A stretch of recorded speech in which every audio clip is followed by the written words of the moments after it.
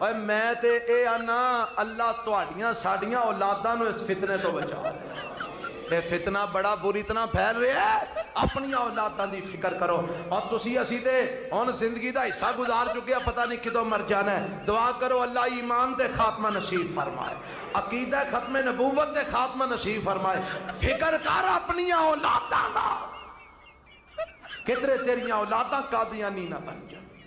انہاں نو سمجھا، انہاں نو قرآن پڑھا، انہاں نو رسول اللہ دیاں حدیث سنا، کتنے تیریاں اولاداں قادیانی نہ بن جان۔ انہاں نو سمجھا، انہاں نو قرآن پڑھا، انہاں نو رسول اللہ دیاں حدیث سنا۔ نہیں نہیں مولانا صاحب، قرآن و حدیث سے آپ کا کیا واسطہ؟ وہی سبق پڑھاؤ نا جو پچھلے 50 سال سے پڑھاتے آ رہے ہو، ایک ہی سبق۔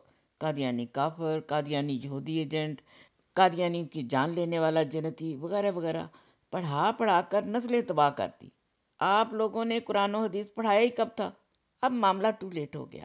جو کافر بنانے کی فیکٹریاں لگائی تھیں، اب ان میں تمہارے لوگ دہریہ بن بن کر نکل رہے ہیں۔